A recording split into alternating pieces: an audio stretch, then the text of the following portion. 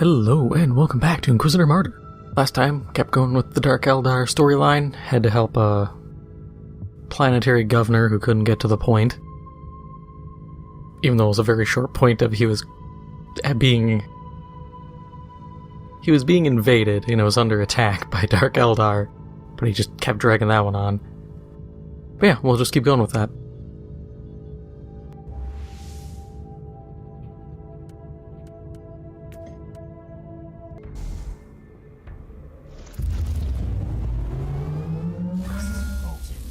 Dark Eldar truly went on a rampage in the Hive. It's most unusual. The Drukhari are sadistic, insane torturers, but their raids are methodical, almost surgical in execution. This mindless massacre looks almost random. Something odd is going on. I have a feeling that whatever a pain catalyst is, it must be connected to this vile display of cruelty. I need to find that Haven case. If you haven't been following game news lately, Sony acquired another studio, Firewalk. If you're thinking to yourself, man, what have they done? They've done nothing. Quite literally, they started working on a game in 2021, and that's their first game. I have mixed feelings about it, because on one hand, it's acquiring a studio, and I'm kind of tired of these big publishers acquiring studios. On the other hand, it's acquiring a studio that hasn't done anything, so it's not like anybody's really getting screwed out of a game they enjoyed in the past. So, I'm kind of okay with it, because it's like, okay, whatever. This is the equivalent of opening up a new studio. You're just kind of skirting the whole issue of the initial setup. So, it's whatever. The one issue I do have is it is a complete gamble because they've done nothing. On one hand, yeah, you can get that studio dirt cheap because they can't leverage anything. You can sit here and say, oh, we've got veterans from this game and this studio. That doesn't mean a thing anymore. How many games have you seen where the news for it and the advertising would be like, we have devs from Call of Duty and Battlefield and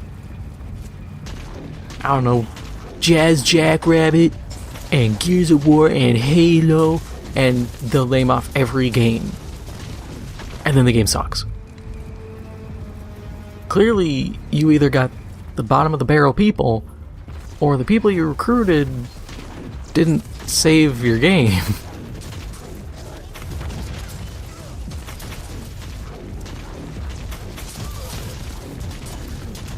But so I get it, but I don't. Because it's that big gamble. Strange anomaly in the motive force in the vicinity. If the pain catalyst truly manipulates the life force, the anomaly could mark the location of that machine.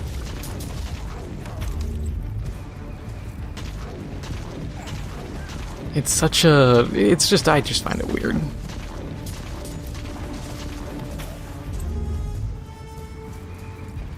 And I did have to laugh because there was, I think it's, God, I want to say it's literally gamesindustry.biz. It used to be, I think, like Gamma Sutra, or Gamer Sutra, or whatever it was, and then people apparently got mad and were like, that's a reference to the Kama Sutra, that's bad, that implies something else, change it. And now gamesindustry.biz, there's hitting the nail on the head, and then whatever the hell this is. But they had a thing talking about how Sony is desperate for a multiplayer hit. And I'm just sitting there thinking, damn, if only Sony had some, multiplayer games that haven't been touched in a decade or more. Games that have fan bases, I don't know, Killzone, Warhawk, Starhawk, SOCOM, MAG, Resistance, Twisted Metal, you know, just games like those. Be real cool. But no, we gotta gamble on completely untried and unproven studios and games.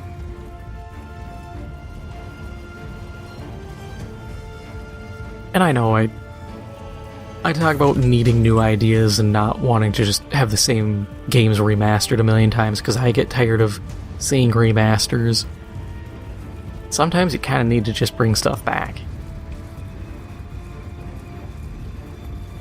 If you need, you know, a banger, maybe reach into your vault and go, okay, some of these were really good. Why don't we try reviving one of these?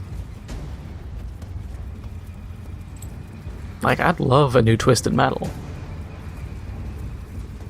Make it more in the vein of, like, Streets of Sim City, where instead of picking up power-ups, you build your vehicle. That'd be fun. I loved Streets of Sim City. Or hell, Starhawk? People don't give Starhawk enough credit. That was an amazing game. It's just the space cowboy setting is kind of stupid. Because you can have, like, Firefly space cowboys, where it's like, oh, hey, you know, it's more of a visual aesthetic for weapons and stuff. And then you had Starhawk that's just like, yeah, it's literally like the Gold Rush, but in space. And I was just... It didn't work. Because the base construction stuff, loved it. You could... I'd say maybe go with actual class building stuff. Just because the static weapon spawns in the environment or in a building you construct is a little dated, I'd say. It can still work. Games like Time Splitters are still kind of a timeless classic, but I think for the most part, having some kind of loadout is for the best.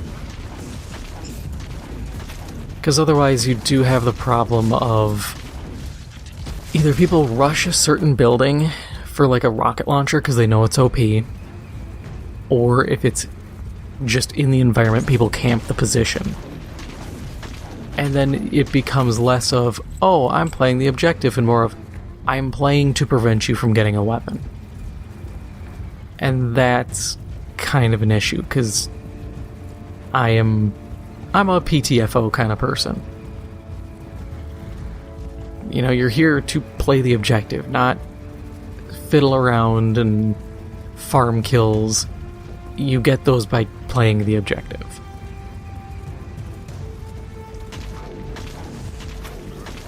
Yeah, there's a lot of games that could be revived. Oh my god, I just remembered. We haven't heard anything about Helldivers 2. We were supposed to hear about that back in, like, August. God. Sony's supposed to do some big announcement thing. The time frame is between the some point in the second half of May, but into maybe early June, but before Summer Games Fest. So, let's be generous, say May 15th to June 7th. Yeah, June 7th. Because I would actually expect them to wait until the absolute last day. But somewhere in that frame, we're supposed to get more news on something, I don't know. Oh, that also reminded me. There was a State of Play not too long ago. It was State of Final Fantasy 16. It was like 30 minutes of just Final Fantasy. I was like, oh, I don't care. I like Final Fantasy, but when I hear State of Play, I'm expecting like, hey, here's a bunch of stuff coming up, guys. Be excited. Not, hey, we got this game. Please clap. No. Do better. Don't just push one game.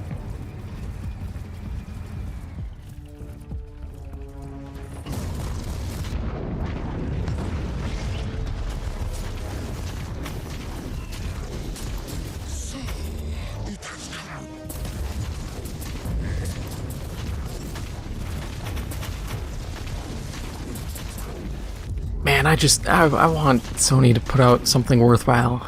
My concern is all this stuff where they're like, oh, they want to put out...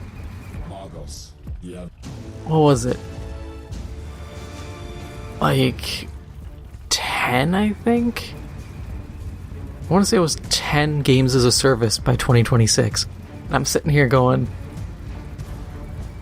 We're already getting real close to... Like, we're... At this point, we're in May, I think. Depending on when this video comes out, we're either just about to hit May or in May. But so we're 5th month of the year, getting real close to halfway through. So you got 2.5 years roughly. You better kind of get on that, because I'm not seeing much coming out.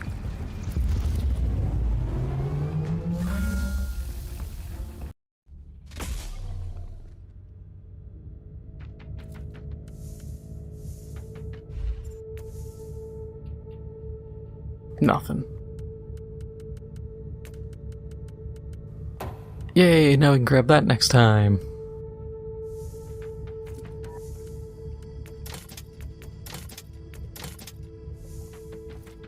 The planetary Vox chatter paints a All the pain ca- Oh, Imperial Knight, cool.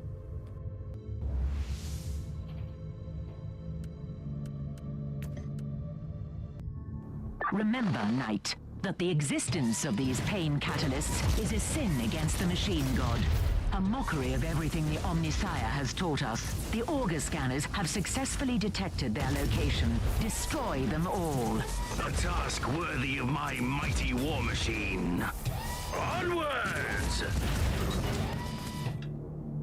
Hold up.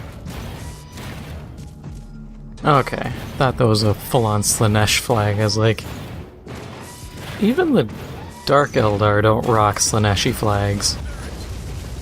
They also understand that if they die outside of, like, Komorra, they go right into Slanesh's mouth.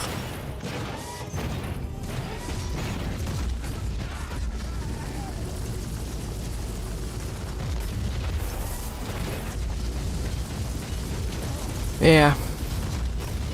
I'm just hoping we get something interesting.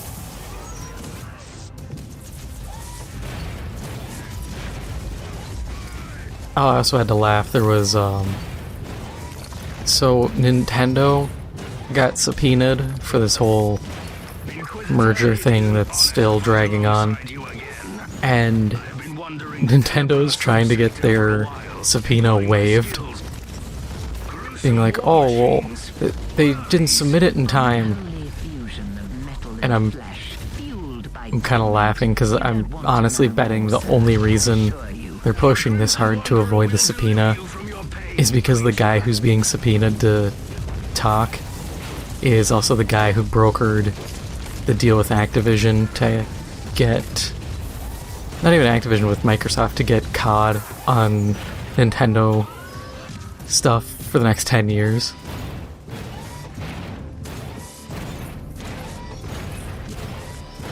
And he probably doesn't want to get roped into this because he knows it'll bite him in the ass in further negotiations. I will pray for you. But I also have to ask, who would play Call of Duty on the Switch? Or the Switch 2, whenever that comes out? I swear to the Emperor. Like, people complain about, like, facing K-BAM players when you're using a controller. Imagine trying to play with the Switch. You are gonna get just brutalized by K-BAM players. I imagine their player base is either going to have a lot of people being like Switch-only matchmaking, or it's 3 options. The games will be exclusively Switch-only for the matchmaking. They will have the option, but a lot of people will just play Switch-only. Or it's not going to happen, and people are just not going to buy it because they're tired of just getting pummeled to death every time they try to join a match.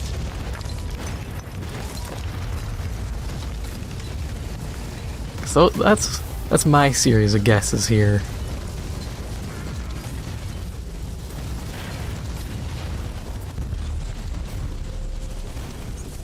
Man, I wish Sony would just go into their just stockpile of games and grab something. Careful, these are the Dark Eldar, masters of terror and agony, and now they are ready to fight to their last breath. This task isn't complete yet. Fear not! The blaze of the blessed furnaces and the thunder of my holy weaponry will banish these creatures from our world.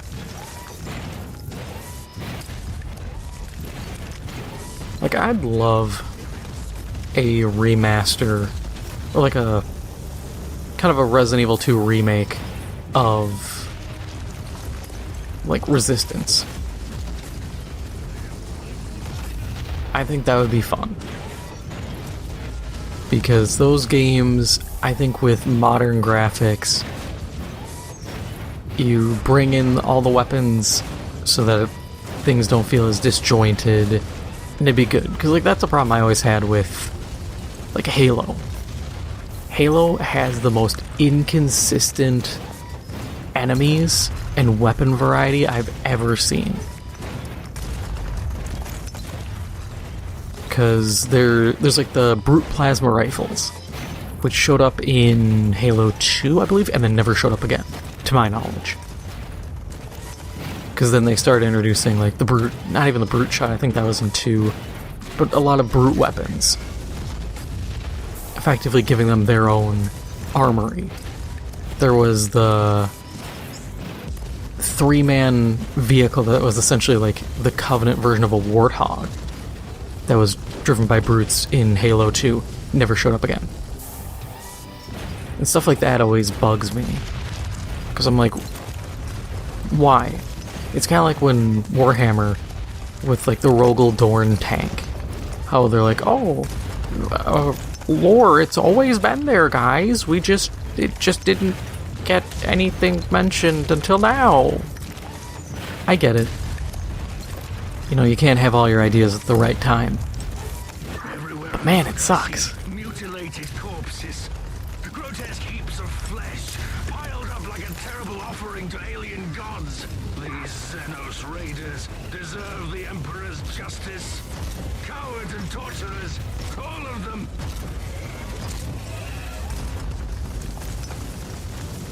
But yeah, we could have pretty cool games for Resistance, or really just anything. I appreciate stuff like that. And at least when it's a proper remake and not just like, oh, we redid the graphics. Here you go. On one hand, yeah, they didn't have to even remaster a game. But you know they typically remaster the games because they know they can make the money off it.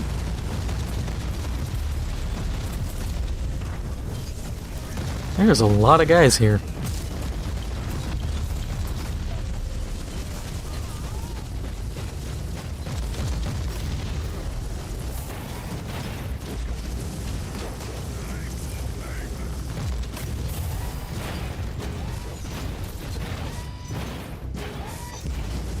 Listen to me, worthless mortals.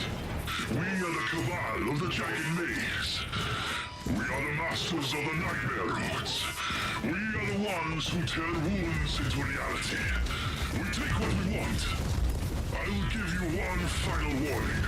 What you have seen so far is nothing but a glimpse of our mighty armies. Lay down your weapons and come to me begging for mercy. Otherwise, you will perish miserably and watch your precious worlds burn. Leave this subsector to us and never return.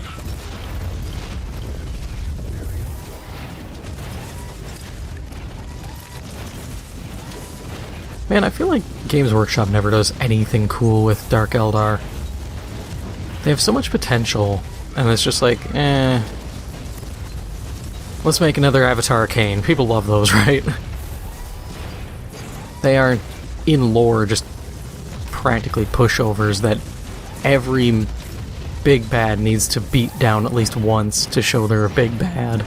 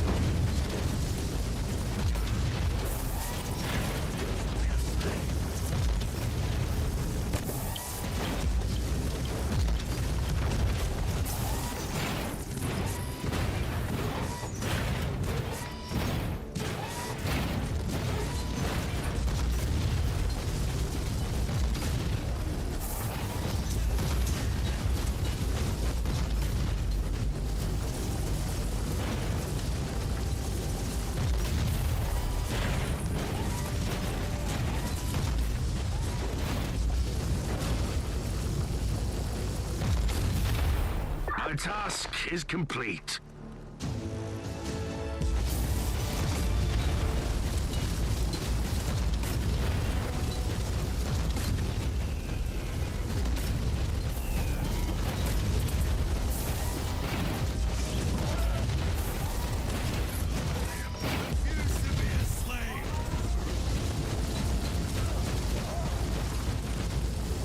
Now that was some irony. Yelling refused to be a slave while being a slave to the Dark Eldar.